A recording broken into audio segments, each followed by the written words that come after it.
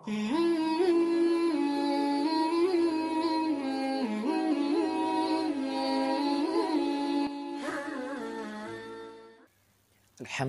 رب العالمین الصلاۃ والسلام علی سید الانبیاء والمرسلین وعلی آلہ واصحابہ اجمعین اما بعد فاعوذ باللہ من الشیطان الرجیم بسم اللہ الرحمن الرحیم رب اشرح لی صدری ویسر لی امری واحلل عقدۃ من لسانی یفقہوا قولی آمین۔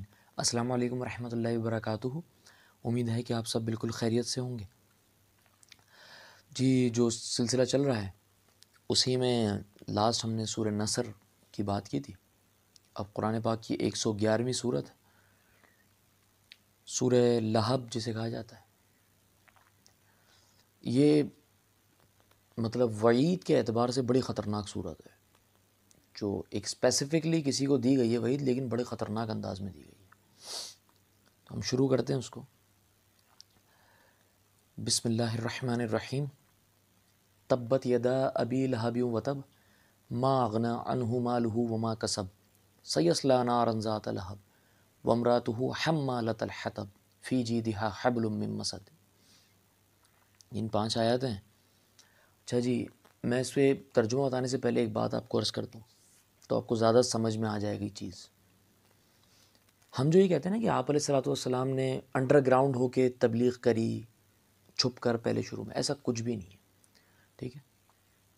وہ جو ہم جس کو انڈر گراؤنڈ کہا جاتا ہے، وہ اصل میں مسئلہ یہ ہے کہ آپ علیہ السلام نے شروع میں جو ہے نا وہ اپنوں سے بات کری، جن سے جان پہچان ہوتی تھی، جن لوگوں سے، اپنوں سے مراد صرف خاندان نہیں، جن سے بات چیت تھی پہلے سے، جن سے کوئی ٹرمز تھے، ان سے پہلے بات کری، تو اس کو کہا۔ لیکن پھر ایک وقت آیا شروع میں جب اعلان کرنے کا آپ کو کہہ دیا گیا اس تبلیغ کا، تو آپ علیہ السلام جو ہے نا وہ ایک اونچی جگہ پر کھڑے ہوئے اور ایک نعرہ لگایا، مطلب سمجھ لیں ایک آواز لگائی جس سے لوگ جمع ہوئے۔ تو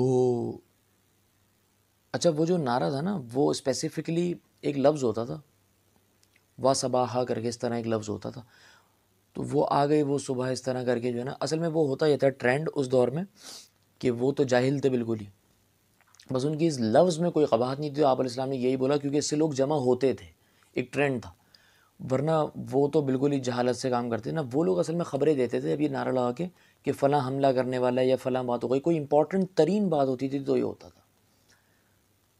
تو آپ علیہ السلام نے تو یہ نعرہ لگایا، بلند کیا، تو سب جمع ہو گئے۔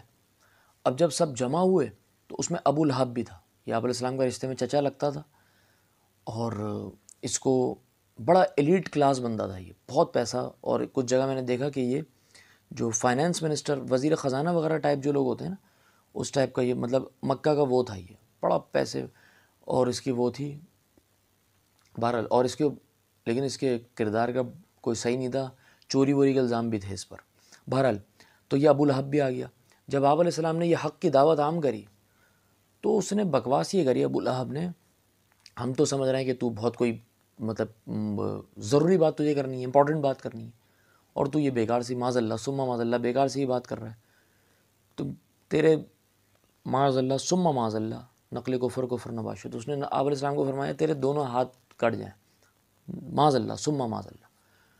تو جو یہ الفاظ اس نے بولے نا، جیسے میں نے آپ کو پچھلی ایک صورت میں بتایا تھا کہ اللہ پاک نے نہیں کہا تھا وہ کہ نبی جو آپ کو کہتے ہیں نا آپ کے بعد آپ کی کوئی نسل نہیں ہے، ثم معاذ اللہ کے دم کٹا جسے کہتے ہیں نا، پیچھے کوئی نہیں ہے، یہ ہوں گے دم کٹے، یہ ہیں دم کٹے۔ تو اسی طرح یہاں پر اللہ پاک نے بولا اے نبی جو آپ کو کہہ رہا ہے نا ثم معاذ اللہ، مطلب تو اللہ پاک کیا کہتے ہیں، تبت یدا ابی لہب وتب، ابو لہب کے دونوں ہاتھ کٹ گئے، یہ تو کہہ رہا ہے نا آپ کے کٹ جائیں معاذ اللہ، کٹ گئے، اور وہ آگ میں جا گرا، جہنم کے گڑھے میں جا گرا۔ تبت یدا ابی لہب وتب، تب ابو لہب کے دونوں ہاتھ کٹ گئے۔ اچھا، میں ابھی آگے چل کو آپ کو ایک بات بتاتا ہوں، خیر ابھی تو وہ دنیا میں ہے، لیکن اللہ کیا کہہ رہا ہے کہ وہاں پر جب آنا ہے دونوں ہاتھ کٹ گئے، طے ہو گئی یہ بات۔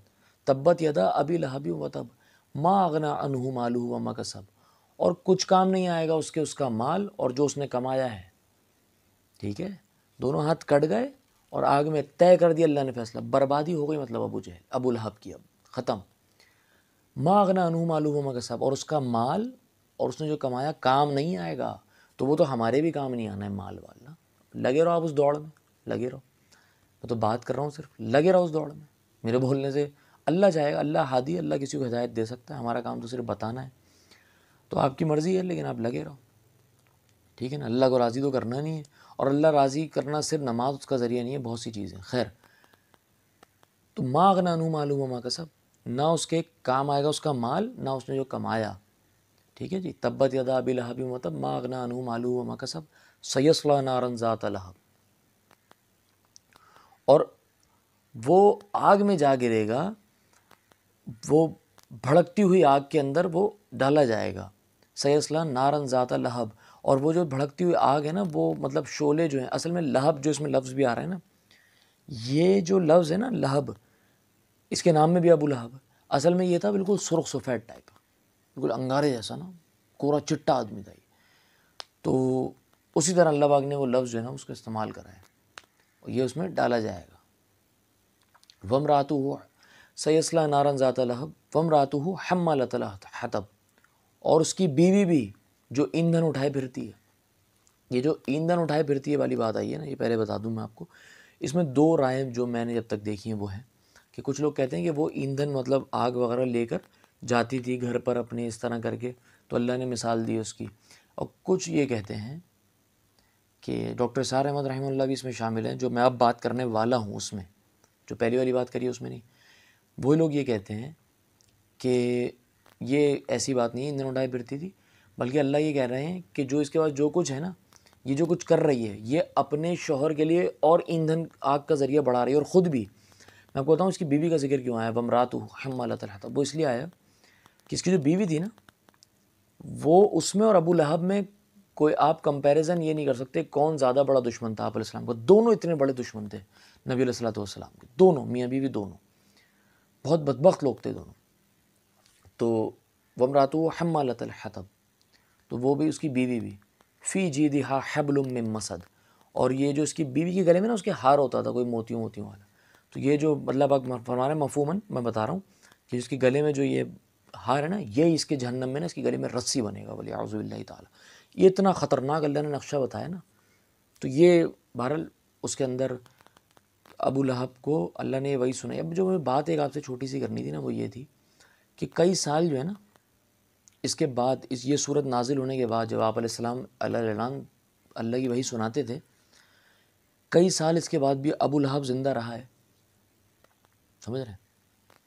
تو اب دو صورتیں تھیں, یا تو وہ یہ سن کر جو ہے نا وہ یہ سوچ لیتا, ایمان لے آتا اور بولتا دیکھو بھائی میں تو ایمان لے آیا ہوں, اور یہ تو کہ محمد جو ہے صلی اللہ علیہ وسلم یہ تو کہتا ہے کہ ایمان والے جنت میں نہیں جائیں گے, جہنم میں نہیں جائیں گے, تو میرے بارے میں تو یہ وعید ہے, یہ میں تو ایمان لے آیا ہوں. تو معاذ اللہ ثم معاذ اللہ قرآن کو جھوٹا ثابت کرتا ہے. لیکن آپ یہ دیکھیں کہ اس نے قبول کیا ہی نہیں, سن بھی رہا ہے کئی سال کہ میرے بارے میں وعید آ رہی ہے.